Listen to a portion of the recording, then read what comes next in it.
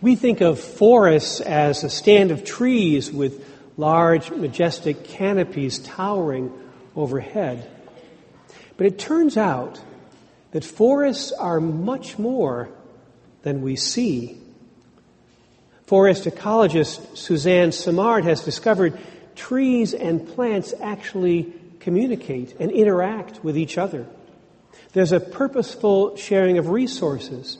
The big trees, it turns out, were subsidizing the young ones through underground networks. Without this helping hand, most of the seedlings would not have made it. Suzanne discovered, for example, if a birch and a Douglas fir tree grew next to each other and the birch was taken out, the Douglas fir would become ill and die. What happened below ground was as abundant as what was going on above ground. One tree was connected to 47 other trees, and the tree roots formed networks resembling a very dense airplane flight map, with the older trees serving as hubs. Trees, it turns out, can also send danger signals through the network to other trees. So the other trees start producing, for example, chemicals that taste bad to prevent insects from eating them. If a tree is dying, it will send its carbon to its neighbor. Food ends up with new trees that are better at adapting. She thinks that there is something like a nervous system in a forest. It's almost as if the forest is acting as an organism itself. Ironically, the modern age began by turning its attention from God, who by definition exceeded our intellectual grasp.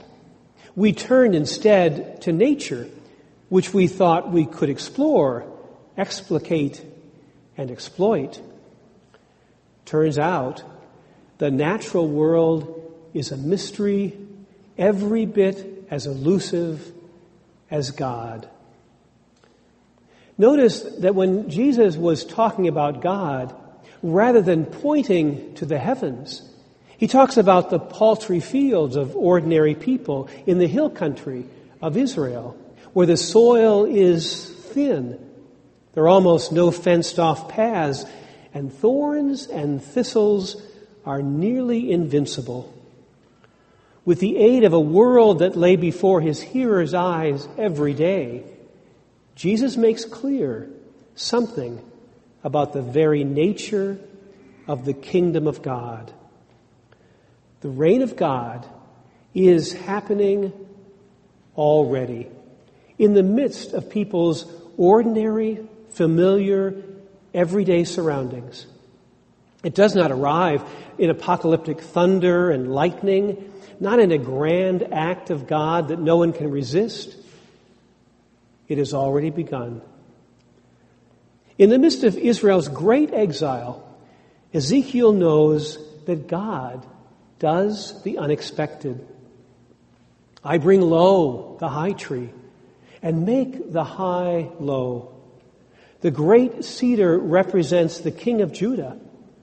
God will plant on Mount Zion in Jerusalem a young, tender sprig from the top of that noble cedar.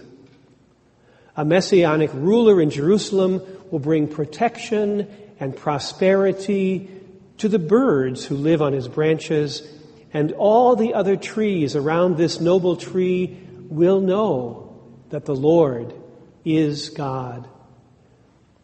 The parable imagines a way forward for ancient Israel, but a way that imagines something new as well. A new location, a new tree, new branches. In all these images, God is the doer.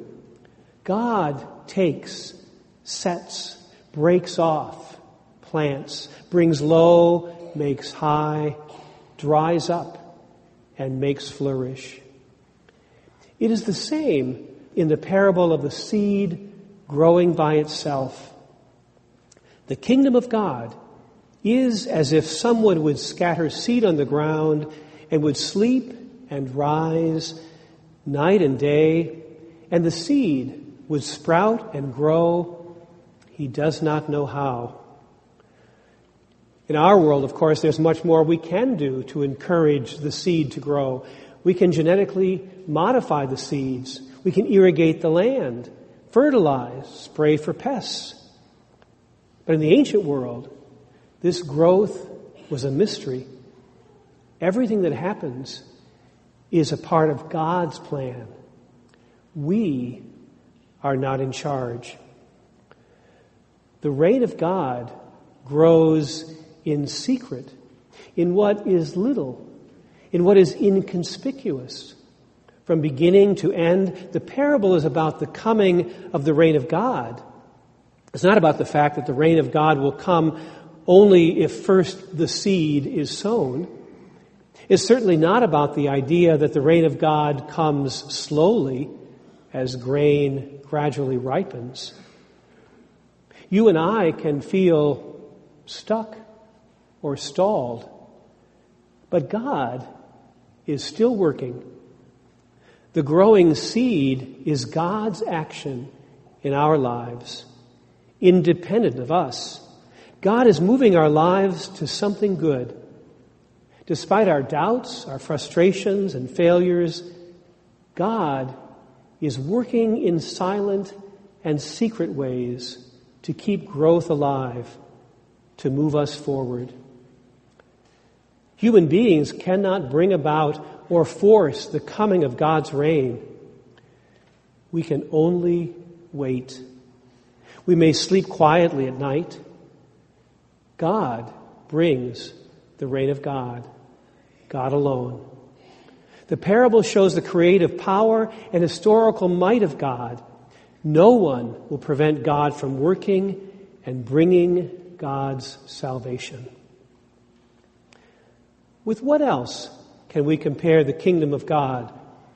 Or what parable will we use for it? It is like a mustard seed, which, when sown upon the ground, is the smallest of all seeds on the earth. But here's the thing. No one plants mustard seed in their garden. Mustard seed in the Mideast is what dandelion seed is to the Midwest. You don't plant them. It's what you get if you do nothing.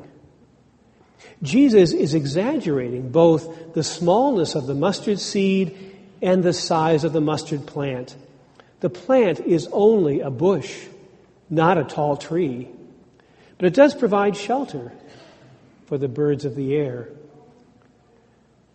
Might Jesus be reminding us that the small community of the church, which really doesn't look like all that much, is big enough to provide shelter and a resting place for all the peoples and nations of the world.